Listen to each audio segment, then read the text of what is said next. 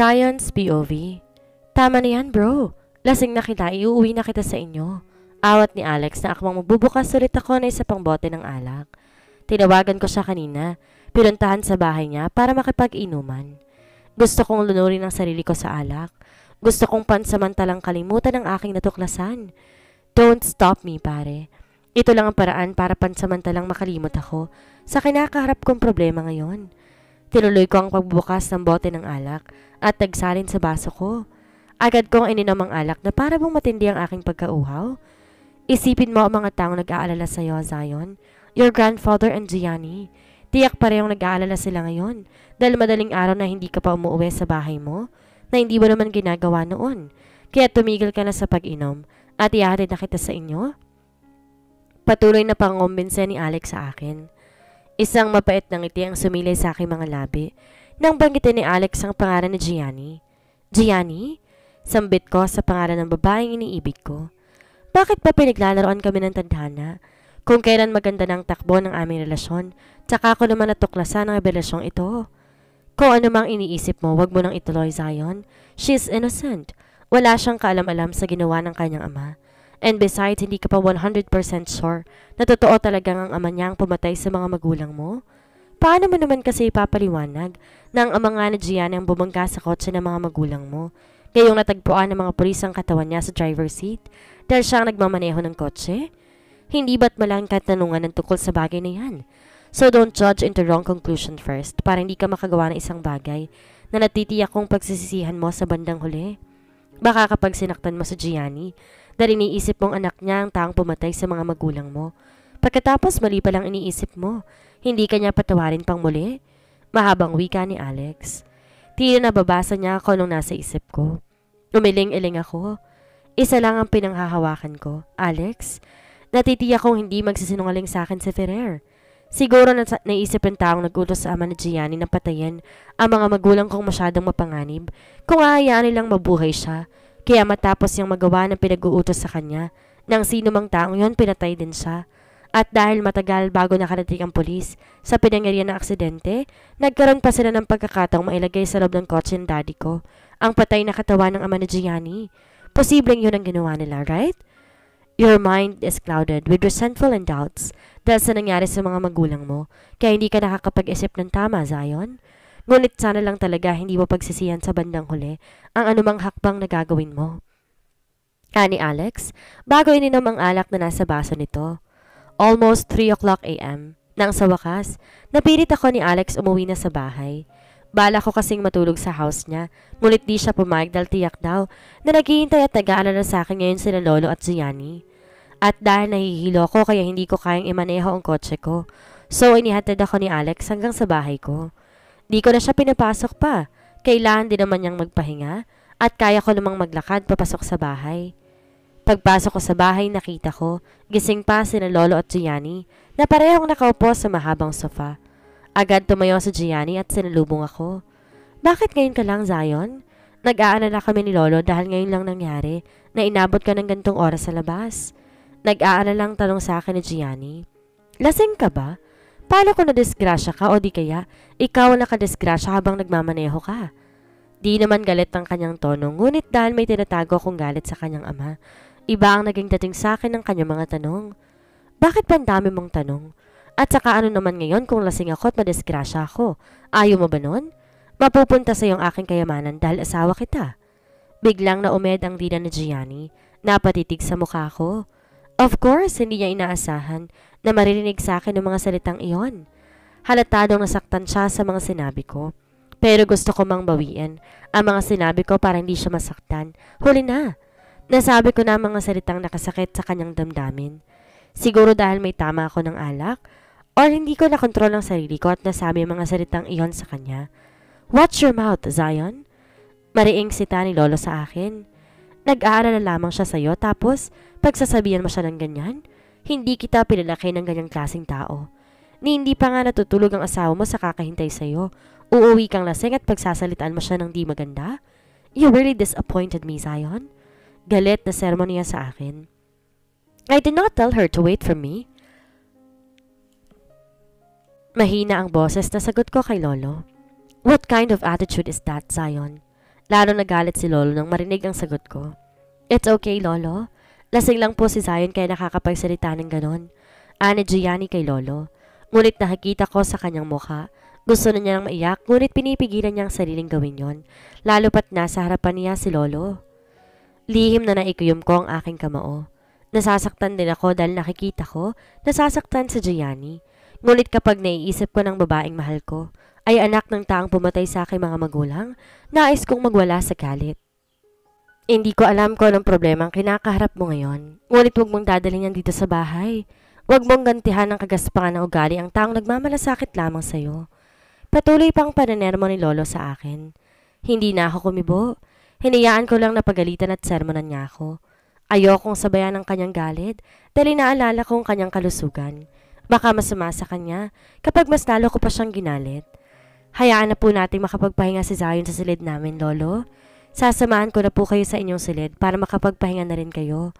Kausap ni Gianni kay Lolo. Alam ko, nilalayo lamang niya sa akin si Lolo para hindi na ako masermonan pa. Pagkatapos akong tapunan na masamang tingin, sinugod ni Lolo ang sinabi ni Gianni. Inalalayan to ni Gianni papunta ng silid nito. Pagkaalis naman nila, agad akong umakyat, pumasok ng silid namin.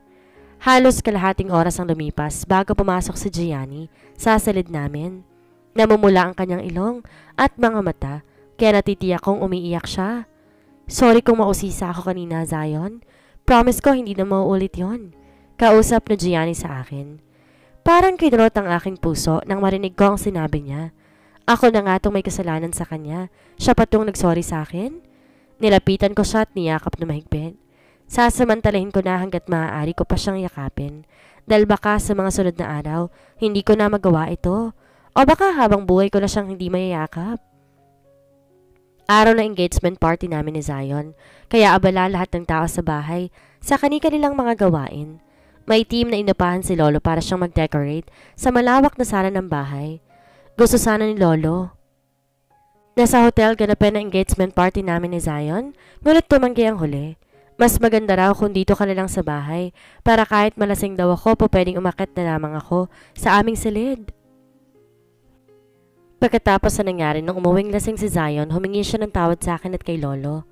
Sabi niya lasing lamang siya at dala ng problema sa kumpanya, kaya ako napagbuntulan niya ng galit. Siyempre, mahal siya ni Lolo kaya agad siya nitong pinatawad. Tapos sinabi niya sa amin na gusto niyang magkaroon kami ng engagement party para raw opisyal na mapakilala niya ako sa mga ka-business deal niya. Mga kaibigan sa negosyo at relatives na hindi pa nakakakilala sa akin bilang asawa ni Zion. Kinasal daw kami na walang engagement party, kaya nais niyang maranasan kong bagay na yon.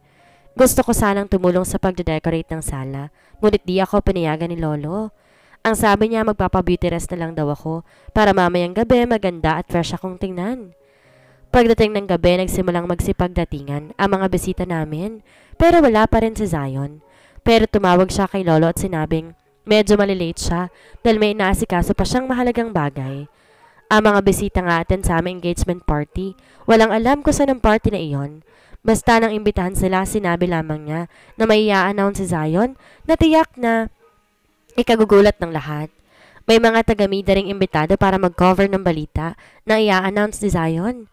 Siyempre, malaking pangalan sa mundo ng business ang mga Harrington, kaya hindi maaaring hindi maibalita sa business magazine ang tungkol sa magaganap na party. Eksaktong katatapos pa lang akong ayusan ng beautician na si Karen ang nag-hire ng kumatok at binuksan ni Shell ang pintuan ng silid namin ni Zion. Yes, Shell? Dumating na ba si Zion? Excited bang tanong ko sa kanya habang nakaplaster sa aking labi ang isang matamis ng ngiti. Wala pa, pero wag kang mag-alala. Tumawag siya sa lolo niya at sinabing on the way na raw siya. Nakangiting sagot ni Shell habang nakatitig sa aking mukha ang kanyang humahangang mga mata. Alam ko maganda ka, Gianni, pero sa tingin ko mas talo kang gumaganda ngayon. Nakangiting papuri niya sa akin. Thank you, Shell. Nakangiting pasasalamat ko sa kanya. Ano nga palang sadya mo sa akin? Ay, oo nga pala. Nakalimutan kong pakay ko na makita ko kung gaano ka kaganda, Gianni. Napapakamot sa ulong wika ni Shell. Dumating na pala ang dalawa mong kaibigan. Kinakausap sila ngayon ni Don Fidel. Nakaramdam ako ng tuwa na marinig kong sinabi niya. Dalawang kaibigan kong dumating. So ibig sabihin kasama ni Silvana si Nikki? Di rin ako natiis ng lalaking yun.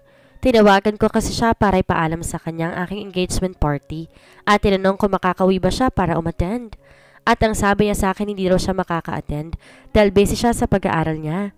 Yun pala, balak pala niya akong sorpresahin kaya tahasan niyang tiranggihan ang imbitasyon ko. Dahil tapos naman na akong ayusan, agad na akong lumabas ng silid. Bumaba para kausapin ang dalawang best friend ko. Nikki! Tili nito nang makita ko siya. Tumakbo ako at niyakap ko siya na mahigpit. Akala ko ba hindi ka makakarating? Syempre, joke lang yon. Hindi pwedeng wala ako sa engagement party at sa araw mismo ng kasal mo? Nakangiting sagot ni Nikki. Congrats, my dear friend.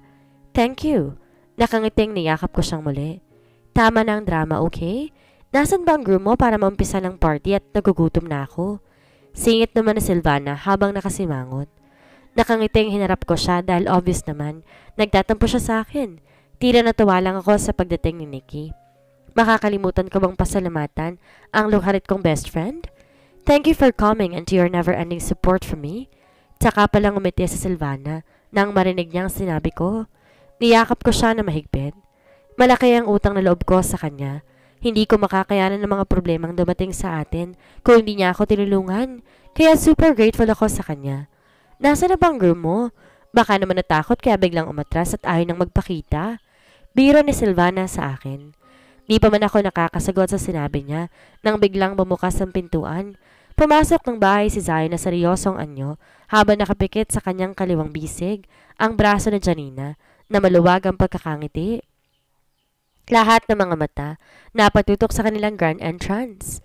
Mabilis din nagkislapan ng kamera ng mga taga-media na present sa party. Napakulot ang noo ko dahil sa aking nakita.